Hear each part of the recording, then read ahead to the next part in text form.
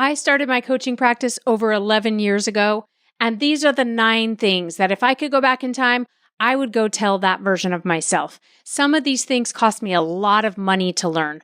All of them cost me a lot of time to learn. But today I'm saving you time and money. If you're a coach, you're building a coaching business, make sure you tune in to these 9 things I wish I had known as a new coach. Here we go. Welcome to Better Than Happy, the podcast where we transform our lives by transforming ourselves. My name is Jody Moore. In the decade plus I've been working with clients as a master certified coach, I've helped tens of thousands of people to become empowered. And from empowered, the things that seemed hard become trivial. And the things that seemed impossible become available. And suddenly a whole new world of desire and possibility open up to you. And what do you do with that? Well, that's the question. What will you do? Let's find out. Sometimes listening to a podcast is enough, but sometimes you'll feel inspired to go deeper. If you hear things that speak to you in today's episode, consider it your invitation to a complimentary coaching workshop. On this live interactive Zoom call with me, you'll get a taste of the power of this work when applied in real life. You can participate or be a silent observer, but you have to take a step if you want to truly see change in your life. 2 steps, actually. Head to jodymoore.com/free coaching and register. Then you just have to show up. Your best life is waiting for you. Will you show up for it? jodymoore.com/free coaching. I'll see you there. What's happening, my friends? I'm kind of on fire right now. It's Friday afternoon when I record this, and I just got off a new member welcome call in the lab. We have tons of new people in there who are there to work on their mental and emotional health, lots of coaches building their businesses in the coach access portion of the lab. And it was so much fun. If you were there, I'm giving you a shout out right now because I had so much fun getting to know all of you, hearing about what you're working on. I feel the motivation and the fire that you're bringing and the goals that you want to achieve. And I cannot wait. I'm so honored to be your coach and to get to help you achieve those things. I hope you're listening to this episode because it's going to be really useful for all of you who are building coaching businesses or similar businesses, or you might even just be able to apply this to any of your goals that you have in your life if you're not a coach listening. Let's go ahead and dive right in. I want to start with number 1. This is the number 1 thing that I wish I'd better understood. I want to tell you today is that nobody wants to hire you to coach them. Do not go out there and try to sell coaching, because unless you're a little bit crazy like me and you, then you don't just love coaching. You don't even know what that means when somebody says they're going to sell coaching. It's not a regulated industry. It's not like saying I'm a therapist. If you're a therapist, you can say I offer therapy and you can charge an hourly rate for therapy because people have an idea of what therapy means. Therapy has a certain reputation, at least in this country and in many other countries. And so you don't have to explain anything. But that is not the case with coaching because it's so all over the map. Nobody knows what that means. Nobody really wants that. You know what people want? They want some kind of a transformation. They want help solving a problem. They want to have an experience maybe that they value that would be pleasurable. They want to get out of pain. They want to achieve a goal. They want something, but it doesn't sound like coaching or mindfulness or thought work or any of those other terms that only us coaches will sign up and pay money for. Okay? Most of your clients are probably not coaches unless or until you get to the point where you're coaching other coaches, which might happen at some point. But in the beginning, you're probably not. You're probably coaching normal people on normal problems who want normal things. How do we know what's normal? Go to the internet, see what people are Google searching, pay attention to what people are talking about online, pay attention to what your friends and family are complaining about or struggling with or stuck on. Pay attention to the world around you. Pay attention to the problems that exist, especially the ones that you think you could help solve, especially the ones that you have maybe a little experience or education or some kind of knowledge in that you could help people. That's what you're selling. You're selling solutions and experiences. Lead with that. Do not lead with coaching. Nobody knows what that means. Number 2, consistency and patience will win the day. Okay? Whatever strategy you're going to take on, Maybe you're going to post on social media. Maybe you're going to be all in on TikTok or Instagram or LinkedIn or whatever you're doing. Maybe you're doing a podcast. Maybe you're doing a YouTube channel. I'm not saying you have to do all these things, but you're going to want to pick a strategy. Everybody seems to have an opinion about what's the best one. You can hear a few people out, and then I want you to pick what you think is the best one. But you know what's going to get you the result ultimately? Consistency and patience.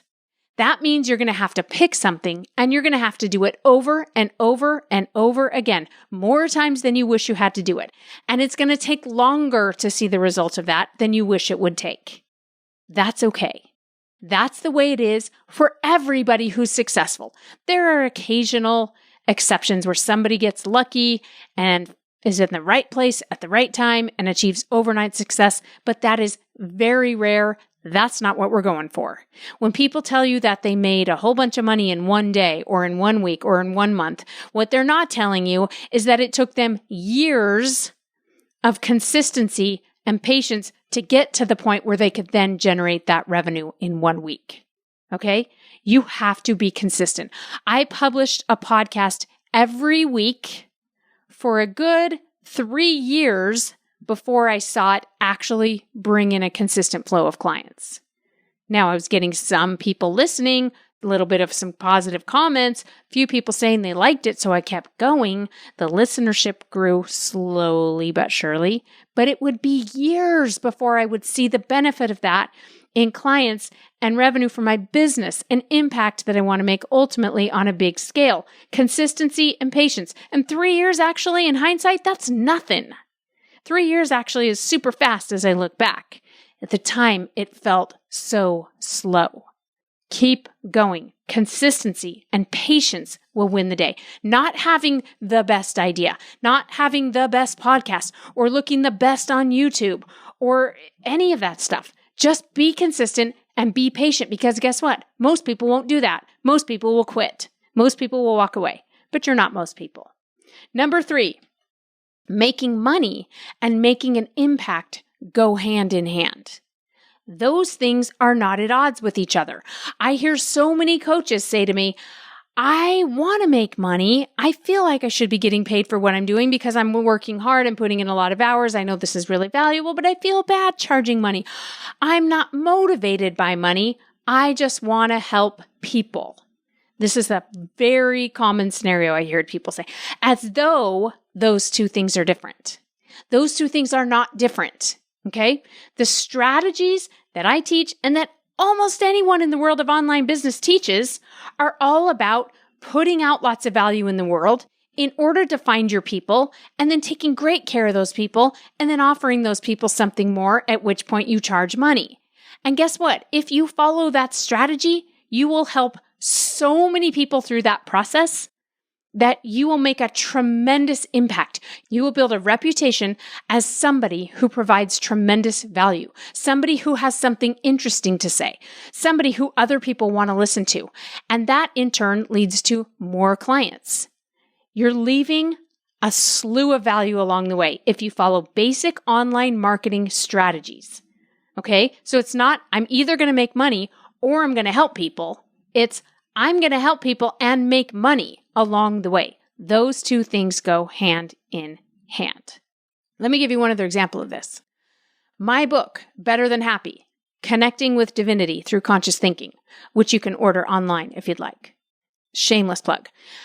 That book was published by Faith Matters. I love Faith Matters. I'm actually going to be at Restore doing a breakout session there, and I'll have a booth there. If you're coming to Restore, come and say hi to me. If you don't have tickets to Restore, go Google Faith Matters Restore and get your ticket and come. It's happening soon. But my point is, Faith Matters is my publisher. They published my book. Bill Turnbull, who is one of the heads of Faith Matters, said to me recently, your book is our #1 bestseller. Now, this is not because my book is the best book that Faith Matters has published. I'm not just being humble here, you guys. I think it's a pretty good book, but guess what? They've published some of the most amazing authors, people who are so much smarter than me, people who are such better writers than me. Do you know why my book is #1? Because I do a lot more marketing than most of those other people. Okay? And so that's the key. As I've done more marketing and put more content out there, then I get to make even more of an impact. It's not because my book is better. It's because I reach more people. And I do that by following all the strategies of online business. It's not rocket science, but yeah, you're going to have to learn some technology. You're going to have to overcome that part of you that's like, I'm not good at tech. Guess what? Me neither. Nor do I have a desire to be. But I'm willing to figure out just enough to make a big impact and achieve success in my business. And if you're willing to as well, those two things go hand in hand. Let's go. Number 4 thing that I would go back and tell my little newbie coach self is that the number one priority you should always focus on, whether you're brand new, you're making a little bit of money, or you're making a lot of money, is to grow and nurture your email list. Your email list is your gold mine. It is the place where you are going to make the most impact and the most money. It is your best investment of your money, your best investment of your time, of your creativity, of your ideas. Email still converts. I've been doing this 11 years. Email converts better than social media. Now, we can use social media to grow our email list, and I do, but your email list matters. This is why I just taught a class to all of you that are in the Lab Coach Access called How to Grow Your Email List. If you're not in the Lab Coach Access and you want that course, you can grab it by going to jodymoore.com/coach workshop. But your email list is your most important investment. Okay. Now, we don't want to just build an email list. And I should touch on, for those of you that maybe aren't familiar, the reason why it matters so much. If I have a name and an email of somebody who's potentially interested in what I offer as a coach, then I can keep nurturing that person. I can let them know, I just published a new podcast episode. If you want to hear it, here it is, and here's what it's about.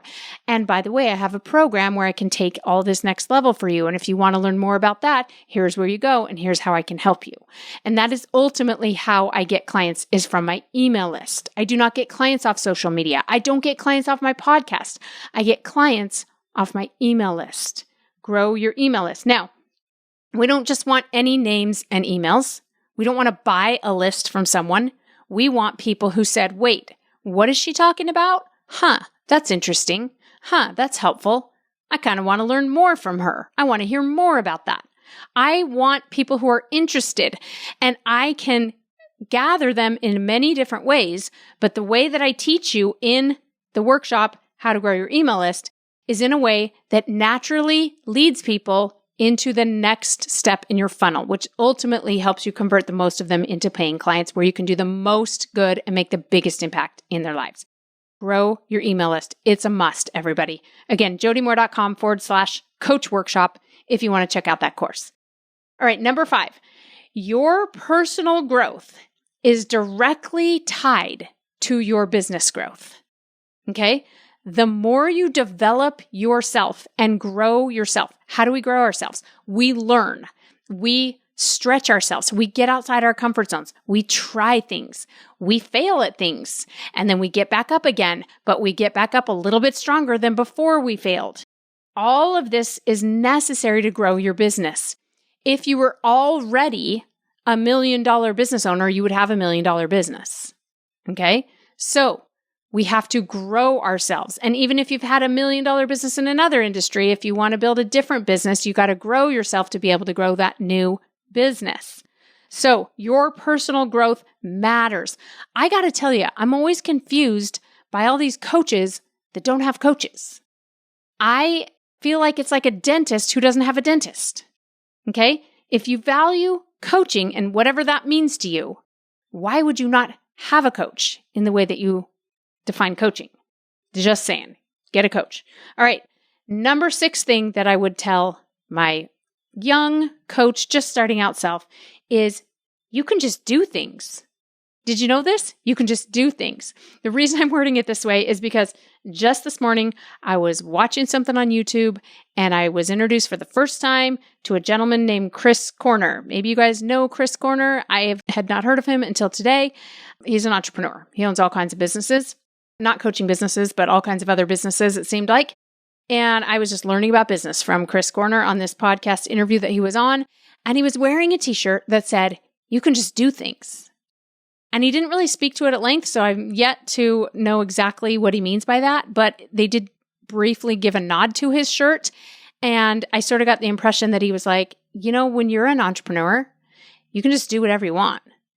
And not only can you do whatever you want, and you should remember that and use that to really test out and figure out how you want to build your business, but also you should be doing stuff, right? It's a nod to taking action, because it's so tempting as entrepreneurs to want to just sit back and keep learning and cross our fingers that we'll find the right way and then we'll do something. And what this statement means to me is just go do things. The best way to learn something is by doing it. And you can just do things. Did you know that? Don't do anything illegal. Don't do anything even out of integrity, but you can just do things just because you want to, just because it seems like maybe a good idea and it might serve your clients or it might serve your business and you kind of want to try it out. Just go do things, my friends. Take action. Take action. I can't say it enough times. Number 7, the people who will judge you are not the people whose opinions matter. Again, when I'm coaching entrepreneurs, especially coaches, I hear this a lot. I'm just afraid of putting myself out there. I'm afraid of being judged. I'm afraid of being laughed at. I'm afraid of what people will think. And guess what? I don't want to sugarcoat it and tell you no one's going to judge you. People are going to judge you. They're just not the people whose opinions matter. What do I mean by that? Well, first of all, they're not your target market. Okay? Sometimes I have people who I love, whose opinions I would even say I value. Like in my family, for example, if my brother, this hasn't happened, so I'm not calling out anyone in particular, but if my brother were to come along, I love my brother. I have 2 brothers. I love them both. I value their opinions. But if they mocked something I did on social media for my business, I would say, it's cool. I wasn't talking to you. You're not my target audience. Okay? My target audience is LDS moms or other coaches building businesses. That's not you guys. So it's okay that you didn't like it. I didn't make it for you. Their opinion about what I'm doing online doesn't matter. Now, most of the rest, and actually most of the time, the people who are going to judge you aren't going to be your family because they, for the most part, support what we do. Although not always, right? They don't always get it. But the people who are going to leave the nasty comments, the real haters, the real people we're afraid of, who are going to tell us we don't know what we're talking about and we should shut it all down and all of that nonsense. Those people are not people who are succeeding as coaches or at whatever else they desire to do. People who are successful are cheering other people on. They are not tearing people down, especially the people who are behind them. Think about it. Something that you're good at, you don't turn around to people who are still learning and tear them down. You say, you can do it. Keep going. Keep going. You got this. I remember when I was where you are, and if I did it, you can do it.